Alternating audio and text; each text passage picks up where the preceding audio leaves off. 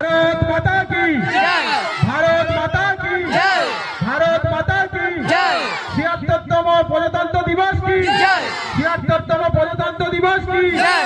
স্বাধীন ভারত की जय। স্বাধীন ভারত की जय। স্বাধীন ভারত की जय। নেতাজি সুভাষচন্দ্র বোস की जय। নেতাজি সুভাষচন্দ্র বোস की जय। ভগৎ সিং की जय। ভগৎ সিং की जय। यार खुदीराम वही को आते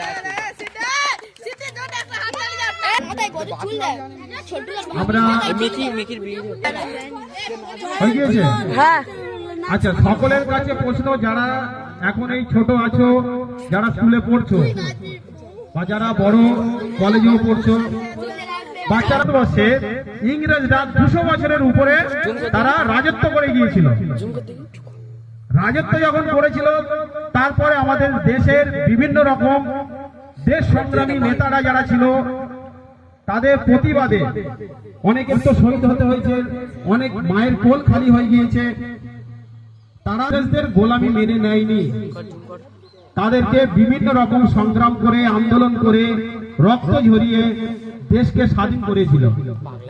তো দেশ স্বাধীন হয়েছিল মুখের কথা নয়, তার জন্য অনেক পরিশ্রম লেগেছিল। হয়তো আজকের আমরা ঘুরছি ফিরছি, আনন্দ করছি, বিভিন্ন অনুষ্ঠান করছি, ভারতের দুদণ্ড ঘুমোতে পারছি, শান্তিতে থাকতে পারছি, সবকিছু করছি, কিন্তু এর পিছনে তাদের সেই অক্লান্ত পরিশ্রম, সেই মায়ের কোল খালি হওয়া, তার বিনিময়ে আজকের আমরা এই দিনটাকে পেয়েছিলাম 15ই আগস্ট।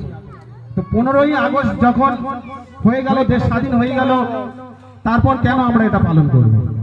দেশ তো স্বাধীন হয়ে গিয়েছে, কিন্তু দেশ স্বাধীন হওয়ার সাথে সাথে দেশকে কিভাবে পরিচালনা করতে হবে, তার শাসন ব্যবস্থা, সংগঠন, নিয়ম কানুন, সমস্ত কিছু সংবিধান রচনা করা হয়েছিল এই 26শে জানুয়ারি 1950 সালে। 1950 সালে আমাদের এই সংবিধান রচনা করা হয়েছিল। সেই দিনটাকে আমরা প্রজাতন্ত্র দিবস হিসেবে পালন করি।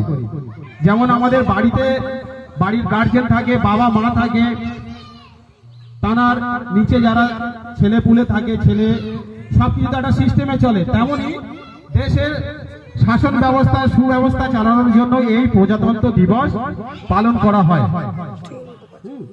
তো আমরা প্রত্যেকের কাছে অনুরোধ করব, আমি থাকি বা নাই থাকি, দেশের বিভিন্ন সময়ে যে যে দিবসগুলো পালন করা হয়, বাচ্চারা বিশেষ করে সেই দিনগুলোকে পালন করবে, কারণ তোমাদের দ্বারাই